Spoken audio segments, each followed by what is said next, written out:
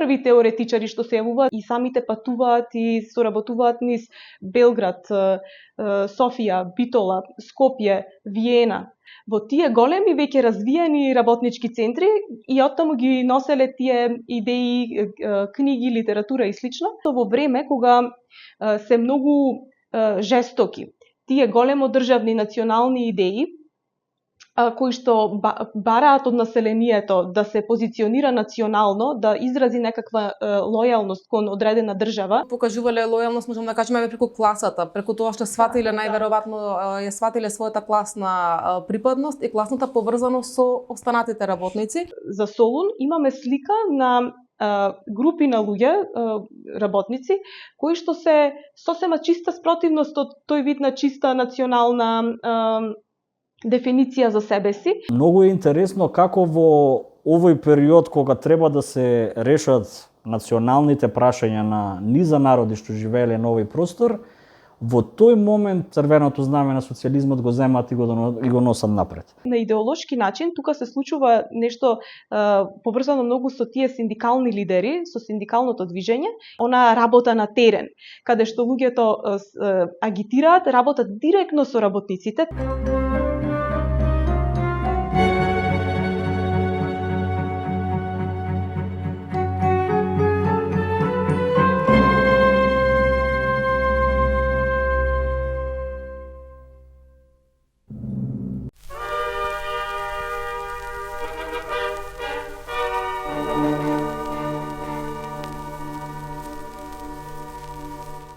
Денес се наоѓаме повторно во седиштето на Сојузот на борците во Битола, а мои соговорници се Ивана Хаџиевска, историчар, чија што специјалност е периодот, односно работничкото движење во првата половина, да речеме, на 20-тиот век, и Зоран Василевски, не е историчар, но можеме да кажеме дека е историчар со вечерно школо. Здраво, другари! Здраво! Тема на денешната дискусија ќе биде работничкото движење, како што кажав, во првата половина на 20-тиот век и за поточно работникот, како работникот ги сваќал некои процеси, односно процесот на индустриализација и процесот на синдикално организирање и на партиско организирање.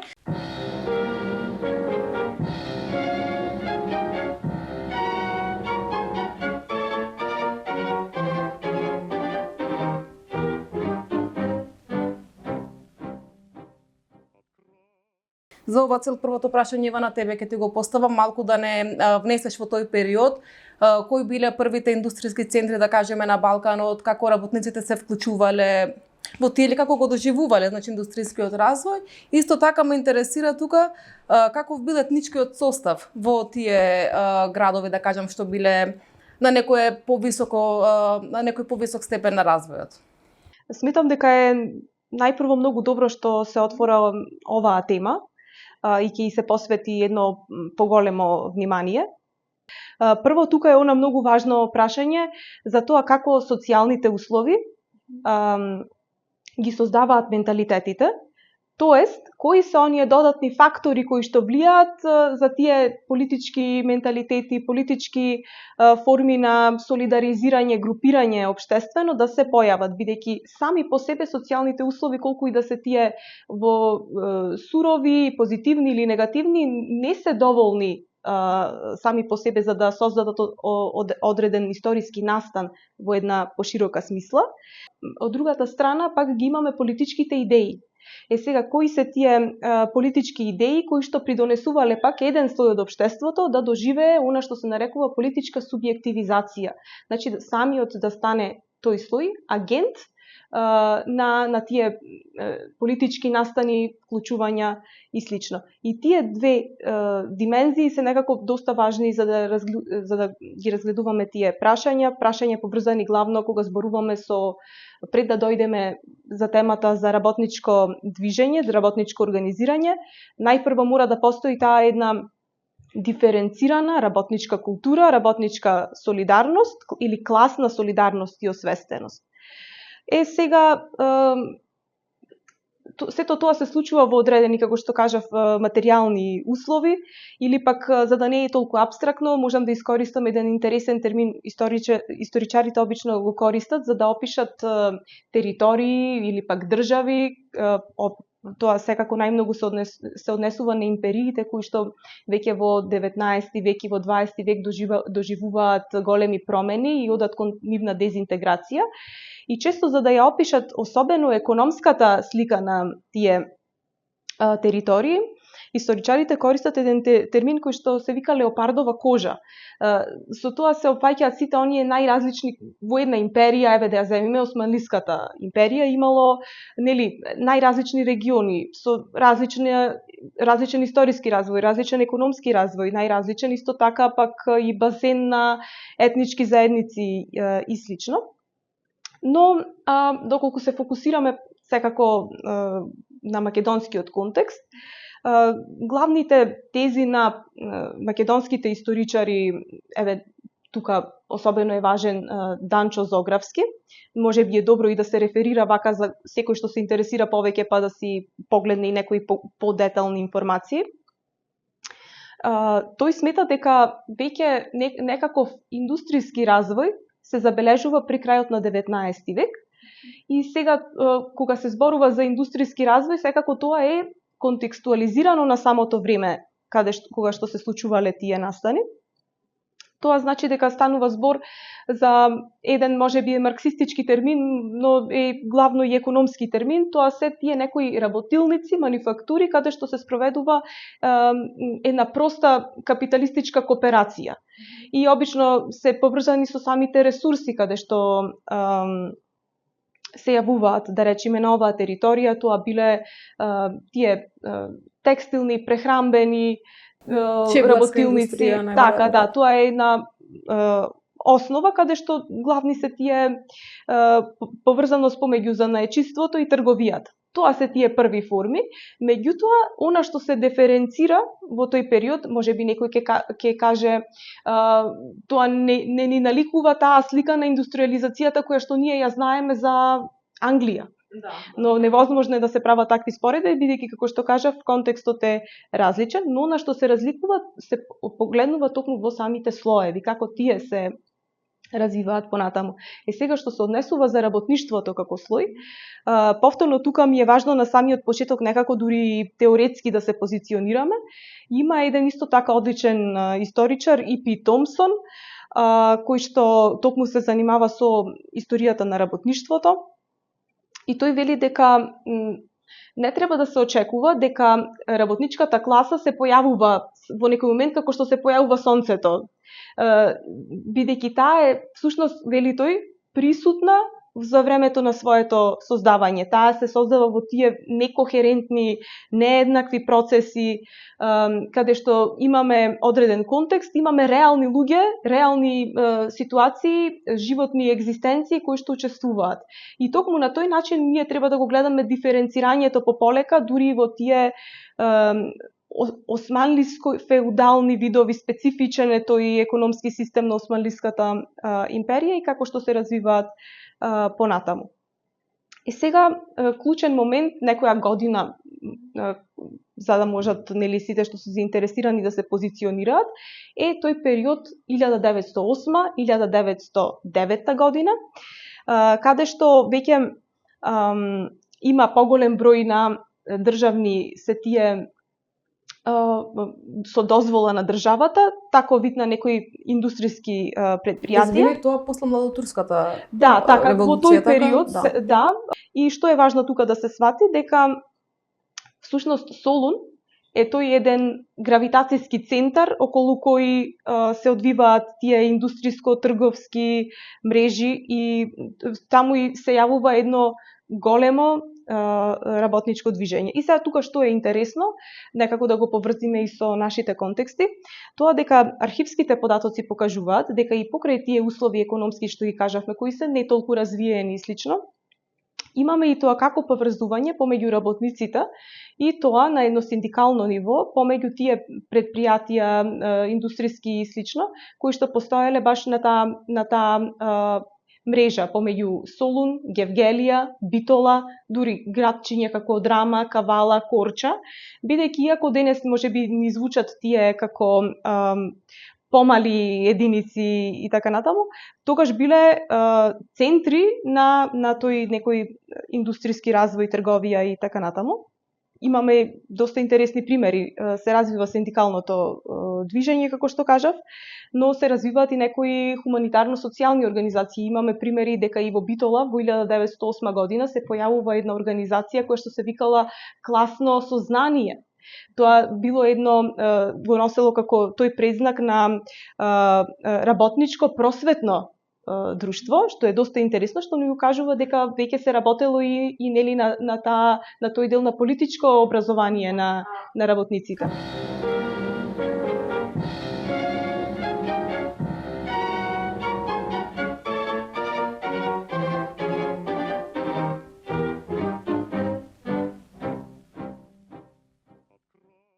Како се популаризирале овие идеи всушност? И од каде доаѓа? Леве Солун спомна, да, дали Солун бил центарот на овие идеи или и Софија исто може да се каже во тој период? Да, тука клучен момент е всушност печалбарството и емиграцијата. И всушност сите тие големи идеи поврзани со политичко артикулирање на состојбата, реалната состојба во која што живееле работниците, доаѓале секако во форма на најмногу на тие знаења или искуства кои што ги имале работниците печалбари. А печалбарството знаеме дека таа економска миграција била многу застапена. Е доста интересно дека има тој еден меѓународен интернационален момент. Тука има тие први теоретичари што се јавуваат, тие ги наоѓаме и самите патуваат и соработуваат низ Белград, Софија, Битола, Скопје, Виена. Дури има и примери на активисти кои што, такви има доста примери на работници од битолското село Лавци, кое што било познато по печалбарството, кои што токму доаѓале како печалбари во САД, во тие големи веќе развиени работнички центри и оттаму ги носеле тие идеи, книги, литература и слично. И овој момент би заклучила дури на некој начин која е некоја главна точка на диференцијација помеѓу овој вид на идентитетско на крајен случај и класно, меѓутоа и идентитетско позиционирање на еден дел од населението, е тоа што во време кога се многу жестоки тие големо државни национални идеи кои што бараат од населението да се позиционира национално, да изрази некаква лојалност кон одредена држава, кој од државите на Балканот кои што веќе биле формирани како нации и држави од порано, кои што бараат кон своите малцински групи некако да се позиционираат.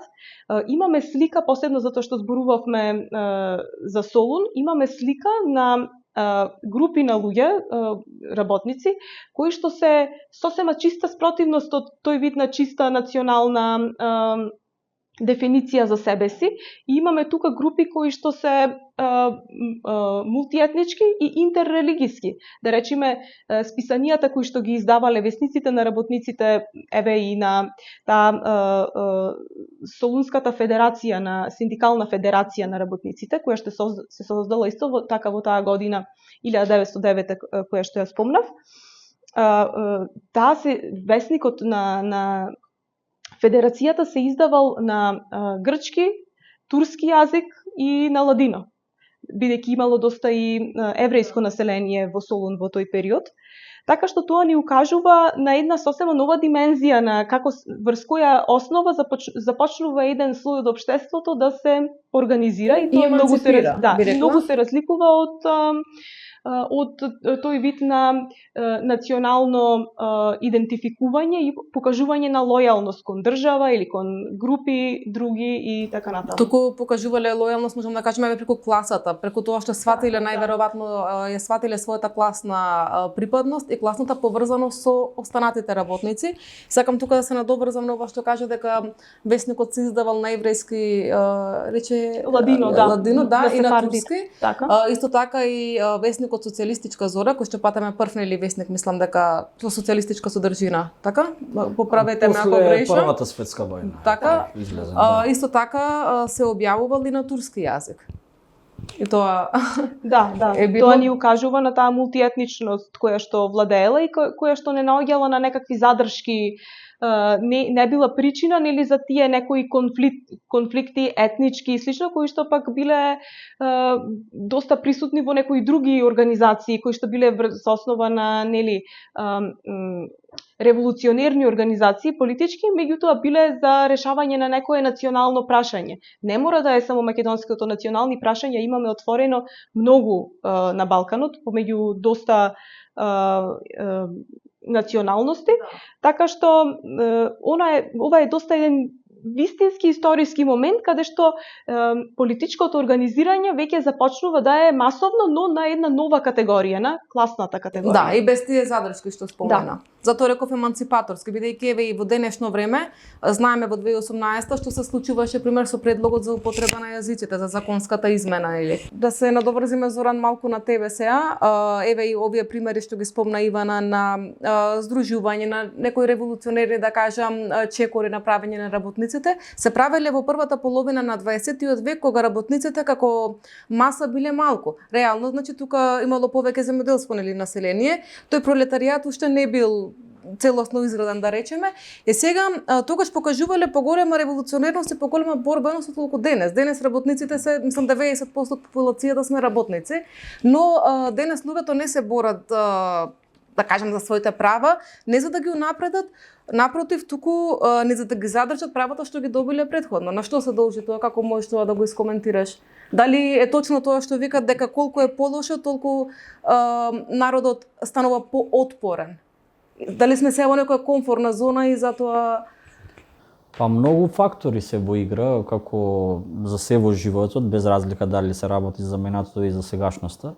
Мене, како некаков ентузијаст истражувач на минатото, најинтересен период на овие географски простори ми е токму тој. Значи, периодот пред и после Турската револуција, Балканските војни, Првата светска војна. Сега, во нашата историја, мислам дека Ивана ќе се сложи со тоа, преголем фокус е ставен на национално-ослободителните движења и сета таа традиција што доаѓа уште од Француската револуција навака, а како 19-тиот век да не беше доволен и сите тие нели борби за независни држави, туку и на овој простор, особено Македонија, тоа прашање националното не е разрешено, нели до Балканските војни, овој простор е во рамките на Османлиската империја и затоа оние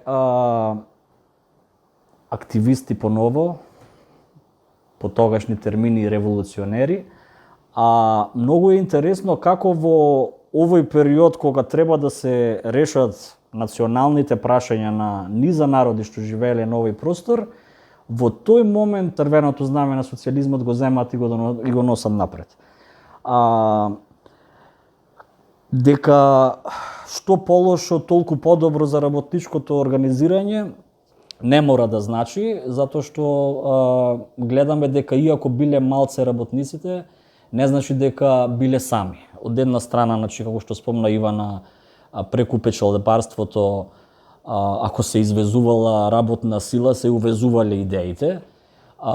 Не само идеите, синдикалното организирање во Западна Европа и во САД е многу понапредно ниво, така да народски кажано нема зошто да се измислува топла вода кога се гледа дека држава или регион што е на повисока фаза на индустријскиот развој, многу очекувано било сигурно и за социјалистите тука дека како земја од периферија на тој капиталистички центар, прашање на време кога и тука ќе се зголемува индустријското производство и со тоа ќе се зголемува и бројот на индустријски работници. Сега, ја толку не би го трошил времето да ги анализирам некои состојби, колку што би сакал баш на Ивана да ја допрашам, да искористам приликава, значи колков, може ли така да се определи, колкав процент има на работници, или еве индустријски работници, да сме попрецизни, во вкупното население, да речеме на Солун, на Битола и слично, за од тоа да извлечеме уствари заклучок за прашањето на Джейлан, уствари дали самото тоа што има повеќе работници процентуално, до денешно ниво на 90%, дали тоа само по себе нешто носи. Значи, мислам, тоа преска остана уште како неразјаснето. Па од она што се наоѓа како статистички податок, иако и статистичките податоци, посебно кога доаѓаат од империи, од држави кои што имале таков вид на уредување, секогаш се со мала доза и на резерва, бидејќи биле поврзани со укажување на некои исполнување на некои други политики. Меѓутоа, станува збор едноставен е одговорот. Станува збор за аграрни општества. Најголем дел од населението, како и целата устроеност на економскиот систем, всушност бил врз тој примерен сектор на земјоделството, на црпење на екзистенцијата токму од тие ресурси. Сега, оние полиња како индустрија биле поврзани со шумарството, со минералите, со текстилот или пак како што било соодветно за периодот. Меѓутоа, јас имам една друга теза токму за ова прашање за тој диспаритет како било порано, а како е денес во поглед на таа вклученост, политичка вклученост на работниците, и мислам дека два моменти се тука доста интересни. Од една страна, и покрај тоа што работништвото е, да го наречиме да го дефинираме со еден потеоретски термин, е всушност во тој период класа во надоаѓање, во формирање. Тука има многу специфичен е токму за овој регион.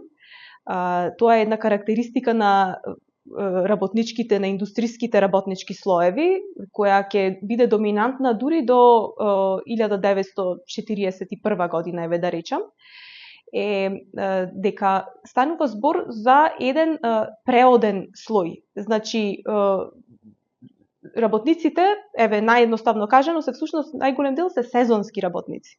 И тие како сезонски работници се секогаш помеѓу градот и селото.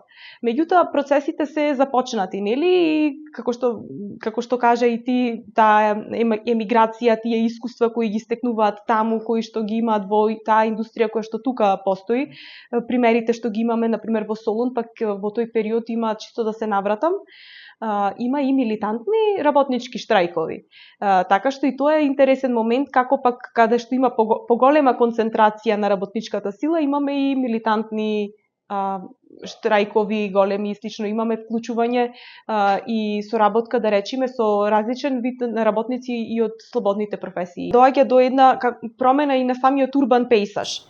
Имаме население, имаме население кое што, како што кажав, е тој работничко од тој сезонски карактер, но исто така имаме и промена во самата социјална екзистенција на луѓето. Така што и во таков вид на услови се менуваат и менталитетите и односите кон она што како политички живот биле обкружени луѓето. Меѓутоа, само да се вратам, значи од една страна ја кажав таа прва точка, на што се должи. На што се должи, меѓутоа од друга страна пак и самиот однос на државата кон работништвото е единствено од аспект законски да биде на некој начин дисциплинирано. Државата не врши некоја, како да кажам, просветителска мисија, како што вршела, да речиме, во тие големо национални државни идеи кон селанството, каде што преку црквата, преку училиштата, преку разни други организации, хуманитарни и слично, вршела пропаганда и со тоа некако го збогатувала нивниот и ментален и идеолошки простор. Сега работништвото овој нов слој на некој начин е неоптоварено оптоварено е да најмногу од таа политика за дисциплина од страна на државата, меѓутоа на идеолошки начин тука се случува нешто поврзано многу со тие синдикални лидери, со синдикалното движење и нешто што во англискиот јазик, са не знам како би го превела, се нарекува groundwork.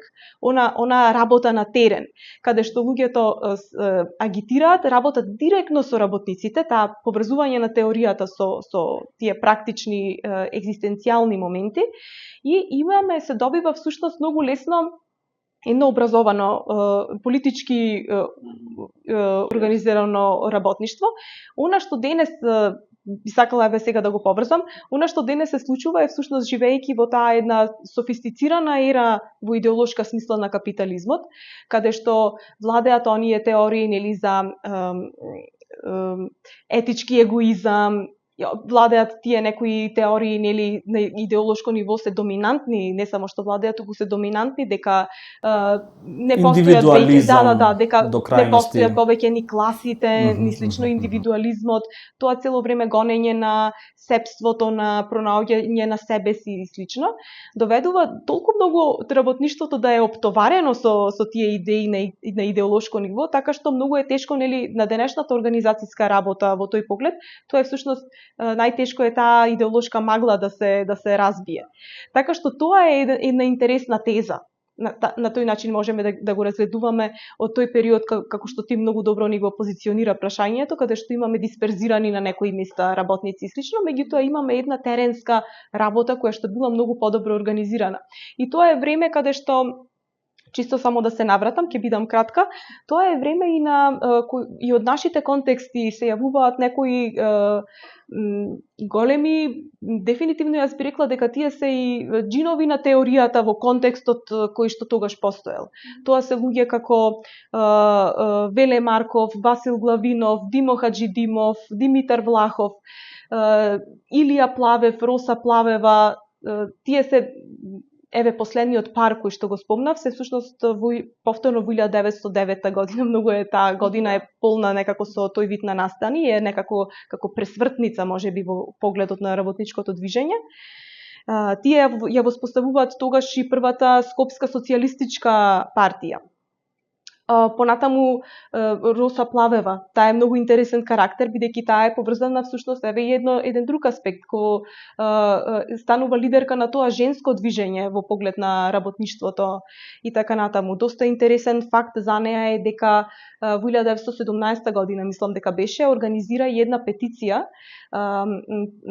каде што околу 100 жени ќе потпишат писмо кое што потоа е испратено нели со цел да се ургира за ослободување на Роза Луксембург. Гледаме како вид на локални, регионални и дури би рекла и глобални поврзувања токму врз основа на тоа прашање. Потоа интересен момент, оваа Скопска социјалистичка организација воспоставува својот статус на работа и слично го темели врз ерфуртската теорија на германските социјалисти и така натаму. Така што доста се интересни овие локални поврзувања каде што се случуваат во Скопје. Скопје се уште не е тој индустријски центар каде што кој ќе настани кога ќе се после балканските војни ќе се стави таа граница помеѓу Битола и Солун. Битола во тој период е град кој што доживува од една регионална златна доба, да ја наречеме, доживува целосен пат, посебно после Првата светска војна, па Скопје расте и станува еден поголем индустријски центар. И гледаме дека како од Битола па се пренесуваат политиките натаму, Велес, Скопје и слично. Меѓутоа, она што е битно, за овој период исто така да се нагласи дека е и период каде што печатот, весниците кои што ги издавале биле клучно интелектуално, но и комуникацијско средство и тие до ден денес сведочат за тие процеси и на тој начин всушност се добивале вестите, се пишувале тие текстови на овие теоретичари, се разменувале или се критикувале, па имало и конфликтни ситуации. Убаво е да се спомнат дека социјалистичка Зора е тој вестник поврзан со скопските социјалисти. Негов уредник исто бил Илија Плавев и како се викаше Бајрам, така да. Така што и дејноста на Накије Бајрам исто така уште еден женски лик кој што е значаен во тој период.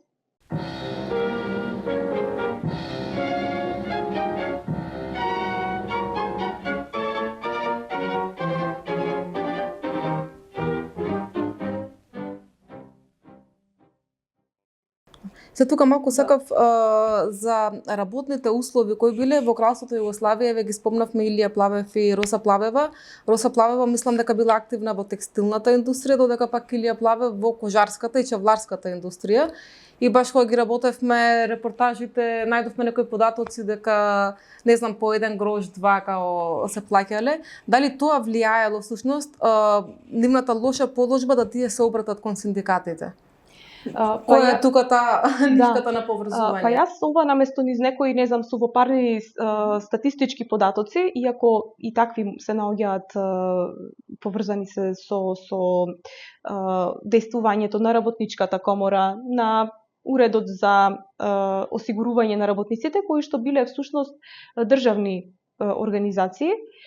Постоја такви податоци, но јас би сакала повеќе низ некои архивски извори кои што како низ пример опишуваат каква била состојбата секојдневието на работниците.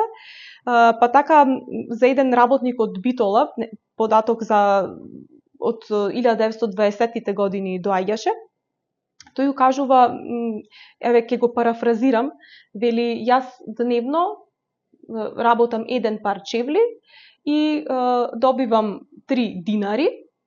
Тогаш, значи, тоа е валутата на Кралство Југославија, на државата на СХС, Кралство Југославија, и вели со таа сума можам да купам 1 килограм пченично брашно и од него правиме, нели, леп и на тој начин се прехранува семејството. Ете, тоа ни кажува всушност како изгледале тие дневници, надници на работниците и главно припаѓале, имало неколку различни видови на групи на надници. Работниците главно припаѓале во таа пониските групи кои што се движеле така од 3 до 8 динари. Но бидејќи секако сега да не употребуваме некоја клиометрија, да ги преведуваме сумите во денешни суми како би изгледало, ете низ еден пример како изгледала таа екзистенција. Така што друг пример... Гола екзистенција, така, што би се рекло, леп и вода. Доста прекарно.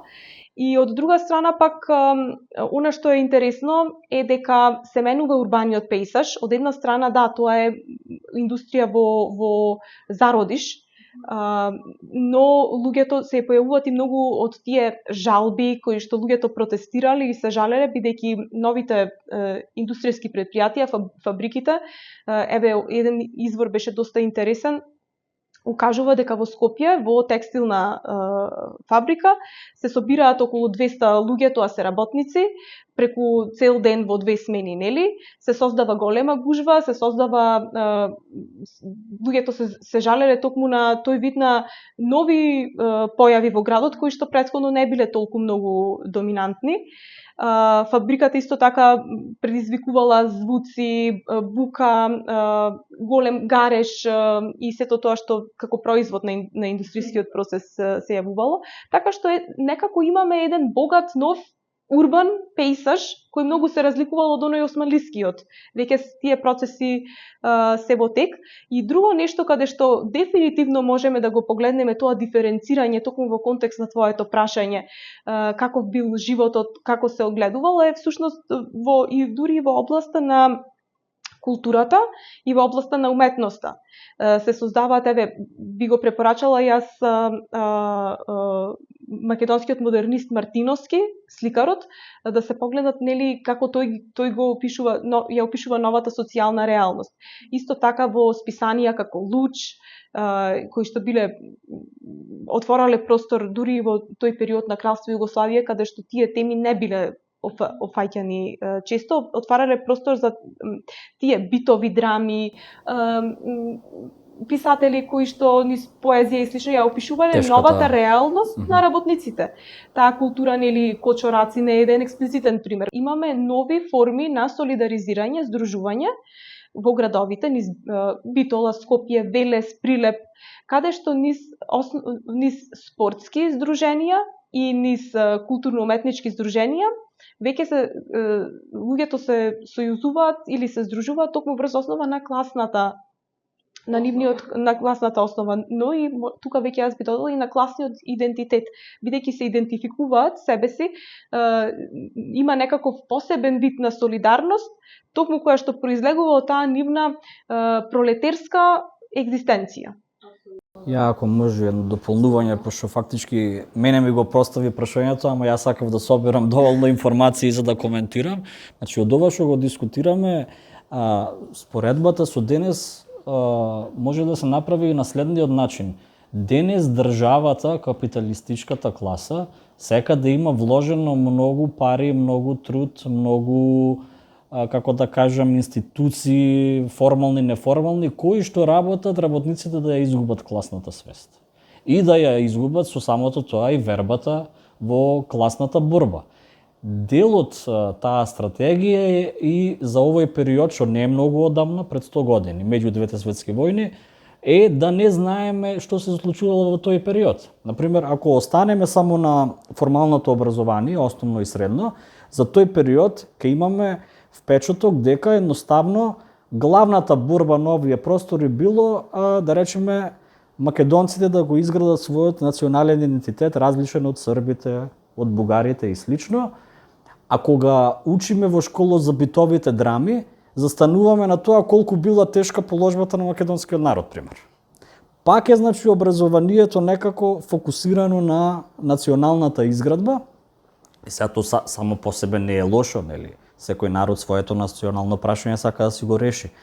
Ама со самото тоа што, например, знаеме за некој од овие личности, например за Димо Хаџидимов, кој би рекол, што нема читано повеќе, дека имал експлицитно изразени марксистички, комунистички идеи.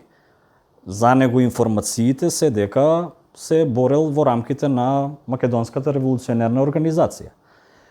И мислам дека фактички во тоа лежи одговор прашањето, но понатаму ќе имаме време да правиме споредби со сегашноста. Да, поврзаност, интерсекција помеѓу националното и класното прашање, така што да, тоа е многу битно. Ивана би те допрашала која била улогата на синдикатите и на Комунистичката партија на Југославија во работничкото движење после обзнаната. Значи, тоа се случува, мислам, дека 1920 година, но по примерот на Народно-ослободителната војна и по примерот на првоборците, кои што во 1941 година нели излегле да се борат против фашизмот, ние гледаме дека таа партија не замрела всушност и како во тој илегален период од 5-16 години, да речеме, или 20 максимум, како се одвивале работите, како партијата успевала да се задржи базата и да зачлени фактички и нови луѓе? Па, за да го одговориме тоа прашање, јас најпрво би сакала на некој начин да ја поставиме сцената, како изгледал тој некој историски контекст. Веќе се наоѓаме во периодот на помеѓу двете светски војни. Тука доменот на територијата и на власта го држи кралството на србите, хрватите и словенците, подоцна познато како кралство Југославија, ке го користам јас повеќе тој термин. И сега се случува една многу интересна прогресија на онаа политика, асимилациона политика која што постоела во кралство Југославија, насочена токму кон овој регион. Во политичкиот дискурс се користело за Македонија, нели се користело тоа име Јужна Србија. И сега таа интересна прогресија се состои во следното. Доколку во тој период на се уште додека територијата била под османлиско владение и слично, многу биле активни црквата и образовните мрежи на секоја од државите претендентки кон населението и кон територијата, како што било и некоја историска формула што ја има на сега, каде што има империи, каде што има нови формирани национални држави. И што се случува за време на империјалното разградување. Ако црквата и училиштата биле токму таа алатка каде што државите сакале на тој начин да вршат едно анкорирање, едно насочување на лојалноста на населението кое што во нивни очи не било државно, национално определено и слично. Сега се случува еден многу интересен процес, особено во градовите, бидејќи во градовите поврзан со урбаното население, а оттаму и со работничките слоеви. Тоа е што сега државата воспоставува една нова алатка, каде што тие на еден посовремен, на еден пософистициран начин тие политики би се спроведувале, а тоа се граѓанските организации или пак хуманитарни, спортски и други друштва кои што биле активни во тој период, кои што иако изгледале дека се нели на една волонтарна основа, меѓутоа биле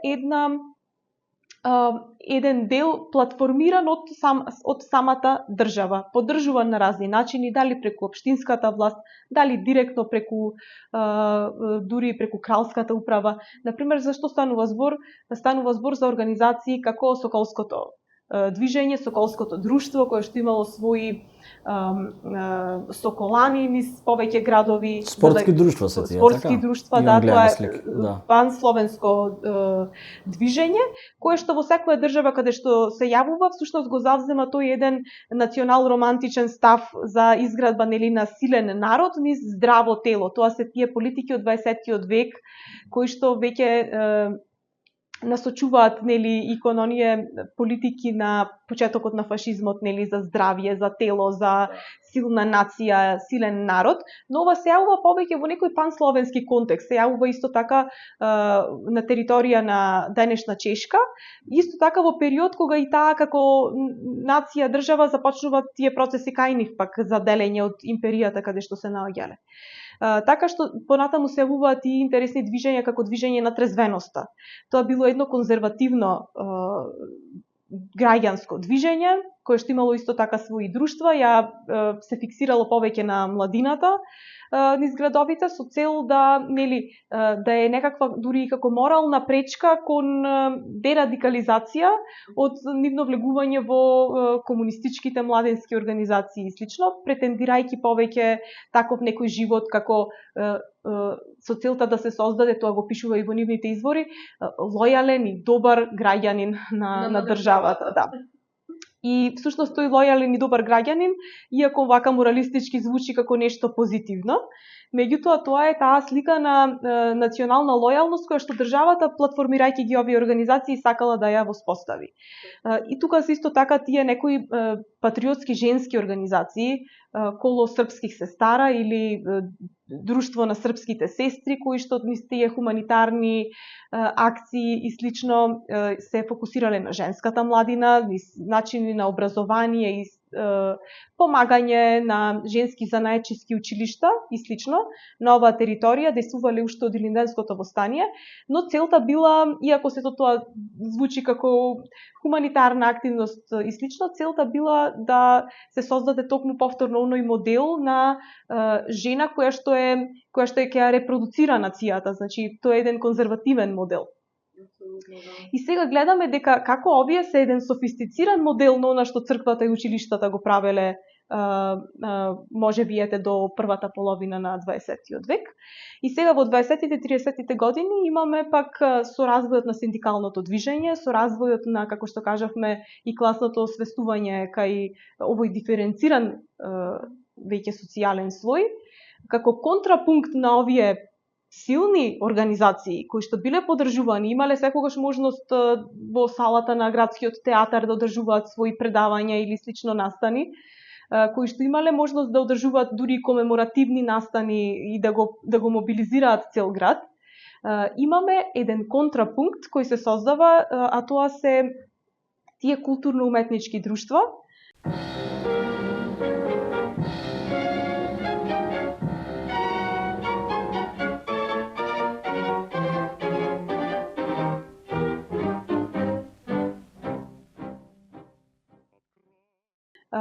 Посебно е познато културно-уметничкото друштво Коста Абрашевич, каде што се собирале, имале можност да се активираат, едноставно да се, на начин дури чисто да е како една оддишка за работниците, каде што можат таму да се собираат и да се, но понатаму и да се организираат за разни прашања кои што биле за нив важни, дали од хуманитарен карактер, дали од културен карактер. Интересно е дека тука дури понапредните членови успевале да ги носат или на аматерски начин да ги прикажуваат тие едночинки на Бертолд Брехт, на сите тие автори кои што низ Европа пак биле важни во културата на работниците. И кои што биле со авангардни, социјалистички авангардни идеи. И на тој начин се создава еден контрапункт кој што државата дури не очекувала да се воспостави на таков еден начин. Сега, уште една година која што тука е клучна е сега 1920 година, бидејќи токму тука веќе доаѓаме до прашање за интерсекцијата помеѓу класното и националното прашање, затоа што не можат тие две, посебно заради тоа империјално наследство, но посебно и заради тие поврзувања идентитетски кои што биле врз основа на фолклор, јазик, заедничка култура, религија и слично, кои што се уште биле многу важен дел од идентитетот на населението, започнуваат да се испреплетуваат меѓу себе. И на тој начин и комунистичката партија на Југославија, која што се ангажирала токму и во тој дел на тие нерешени национални прашања, иако и тука има различни теоретски правци на кои што тие го гледале таквото решавање, меѓутоа она што преовладало на крајот во тие теоретски разврски како да се пристапи на овие прашања, била таа идеја за самоопределување на народите, посебно на оние народи кои што излегуваат или пак живеат, екзистираат во тие империи во распаѓање и слично, или пак што се дел од некој колониалистички контекст. И сега, согледувајќи ја таа состојба на терен, населението на тие први избори после Втората светска војна во новата држава, многу голема поддршка не само на територија на Македонија, туку и во многу други места, дало на листите на комунистичката партија. Во тој период таа доживува голема мобилизација, токму бидејќи ги третира овие прашања, поврзани со аграрот, со националното прашање и слично. И се доаѓа до една ситуација, настанува некој глич за државата, јас би рекла, и дури градоначалничко место земаат во град како Загреб. Загреб е еден центар за кралството во тој период, каде што се случуваат доста и индустријски е многу напреден центар, би рекле, многу понапреден од овие територии, но исто така и во овој регион, во Скопје неколку градови се прогласуваат и тие познати денес во историјата како црвени комуни или црвени општини, кои што екзистираат одреден период, се додека некаде изборите биле во август 1920 година, но потоа некаде при крајот на годината државата, гледајќи дека веќе доста има мобилизација од страна на населението кон комунистичките идеи, и го носи тој еден декларативен документ, обзнана, со кој се запира парламентарното функционирање на одредени политички партии и организации, но најмногу била насочена кон забранување на делувањето на комунистичката партија. И од тој период веќе комунистичката партија влегува во действување во илегала. И на тој начин главни центри или места каде што се одбиваат тие активности на најмногу на образование на работниците, тука не станува збор, некој да не свати буквално, не станува збор за формално образование, туку станува збор за она класно издигнување кој што се вршело токму во тие културно-уметнички друштва кои што биле од класен карактер, го поддржува центри како што ги спомнав, како Кут Коста Брашевич, понатаму исто така урсовите синдикати, или тоа се обединет, тоа е една кратенка зад која стои името на обединетите југословенски работнички синдикати. И сега државата она што го прави е доста интересно, прави некои прокси организации, например многу станува силен УРС синдикатот, прави своји подрачни единици скоро низ сите градови каде што има поголема индустрија. И сега државата пак ги формира тие југорас синдикати. За таа кратенка стои нели југословенски работнички сојуз како една контра Цело време паралелни институции. Да, паралелни институции, надевајќи се дека на тој начин или ќе настани таа идеолошка дерадикализација и ќе бидат привлечени токму кон тие идеи на лојалност кон државата, лојалност кон и да нема никако друштва што ги спомна претходно, што има функцијата. Да нема класна основа на организирањето. И тоа се многу интересни примери и процеси, дури од еден човечки аспект, јас би рекла, бидејќи во овие работнички и спортски има, например, во Прилеп и во Скопје, поврзано со монополските работници, се тие формирање на спортски работнички клубови. И овој Методи Андоновченто, имам гледано слики во некои спортски активности е исто уклучен. Така, значи сите се ангажирале околу тие центри. А политичари биле? Така, да. Не само спортски, туку и музички, аматерски оркестри. И начини на кои што тие успевале да се јавно да го манифестираат сето тоа, биле тие поголеми излети или прослави на 1 мај. И дури се создава нешто што јас би го нарекла една географија на работниците, една илегална географија, каде што на некои најпознати излетнички места, тоа било Тубе кафе во Битола или пак некои места каде што биле излетнички поврзани со манастири или слично, во секој град има такви, да. Таму се организирале и оделе за 1 мај. На некој начин тоа било и некое прво собирање поголемо меѓу нив. Но исто така и за Илинден се собирале и тие го гледале тој ден како еден простор за артикулирање на нивните политички идеи. И интересно е дека за една прослава за 1 мај бил некаде веќе ова е во околу 39-та година, 1939-та, бил испечатен и нели текстот на Никола Киров Мајски поврзан со Крушевската република. Значи гледаме мобилизација, повторно таа интерсекција помеѓу класното и националното прашање, како се одликувала. И затоа, како што кажав на почетокот и сега би завршила, процесите после 1941 и 1945 поврзани со антифашизмот имаат своја предисторија токму во овие настани тука. Што денес е некако дури и занемарена или заборавена, би рекла.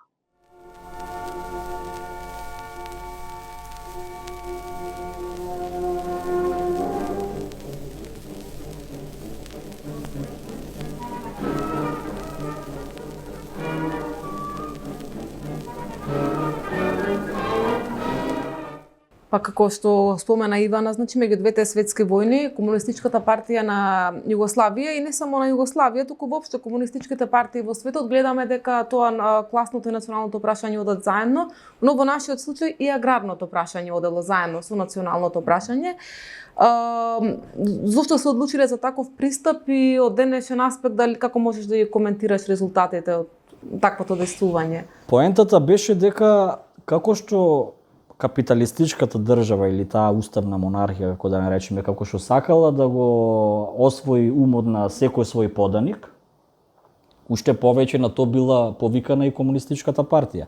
Сега, ако имаме цела ова инфраструктура на, јас би рекол, невладини организации во тоа време, цела ова структура на патриотски друштва, спортски друштва, што можеле да направат комунистите со својот не само мал број членство, туку и мала база, ако се имат предвид дека индустријските работници во суштина биле базата. Очигледно е дека и тие морале да барат сојузници во другите класи. Сталежи во другите сталежи. Тоа поточно. Аграрното прашање само по себе е битно, нели, самиот регион е претежно, нели, аграрен. Знаеме дека во тој период е и аграрот е извозно ориентиран. Во смисла од тука афион, тутун и такви некои други работи што биле ценети на западните пазари, од тоа немале ништо работниците, земјоделците. Прашање и државата од тоа колку имала затоа што била капиталистичка, а и да собирала некаков си капитал од тој извоз, не го враќала назад спрема работниците. Но гледано од денешна перспектива, зашто цело време сакаме да правиме паралели, испаѓа дека денес капиталистичката држава е многу силна и буквално она што тогаш било во зародиш, да се, например, имаш за луѓето од поселата, ја имаш црквата. Значи, тука, ако е црквата едното што се вели со државата, тој слој е решен. Сега во градовите, очигледно сите овие друштва биле потребни за на еден начин не само да се држат под контрола, туку и да ја прифатат и владеачката идеологија. И она што е денес во суштина тешко, да се бориме против целата ова инфраструктура што е градена со децении од страна на капиталистичката држава, тогаш било тешко да се започне. Сега според мене што е разликата? Ако било тогаш тешко да се започне, полесно можело да се води нештото, затоа што, например, немало лоши примери од патот на социјализмот, па сега да има тези од рангот на то беше пропадна и слично, значи апсолутно условите биле нечовечки и едино комунистите го покажувале излезот од тунелот. Сега во право си, значи, што бекаш едино комунистите го покажувале излезот од тунелот. Значи, едино комунистите, односно Комунистичката партија на Југославија, давала алтернативно решение, значи, на овие простори. Точно. Сега, разликата што е со денешницата. Во денешно време полесно е да започнеш нешто, дали организација, дали не знам друштво, некакво било какво, ама потешко е можеби да го водиш бидејќи има премногу, има конкуренција, секој има премногу и самите луѓе не знаат каде да членуваат. И мислам дека има таков став како кога ќе види 20 организации на иста тематика што се борат, па никаде нема да членува. Се наместо да земе и човекот да види нели кои се карактеристиките на организациите, ќе отфрли таа идеја. И друга исто битна разлика, например, зошто постоеле сите овие вакви форми на здружување, затоа што тогаш не ги земале децата како денес од 7 годишна до 18 годишна возраст во задолжително образование, кај што државата буквално може да ми го испари мозокот до крај. Тогаш веројатно тоа била и шансата на комунистите затоа што земаат бел лист, условно речено. Значи, работник што е експлоатиран, што нема стекнато некакво си формално образование од некој пропаганден центар. И тука со добар пример, она што фали денеска и социјалистите во светот, верувам дека овие луѓе давале и добар пример. Значи, не само брбање. Сега имаш многу медиуми кај што многу самонаречени можат митинзи, избори, и тогаш имало избори, дефинитивно, но оној момент на технологијата денес што не можеш во еден момент да им се обратиш на милион луѓе, ги терало револуционерите да работат на терен посветено и со својот пример да сведочат Јасно, што е она за што се залагаат, што денес го немаме. Ама тоа што го кажа со информацијата е многу битен момент што ние го забораваме, значи развитокот на технологијата најмногу придонесе на капиталистичката класа и капиталистичката држава. Бидејќи ти колку сакаш работи на терен и оди од човек на човек објаснувај, значи преку технологијата си има можност во една секунда една информација се сподели со целиот свет. Тоа е многу побрзо од самиот човек што агитира, нели?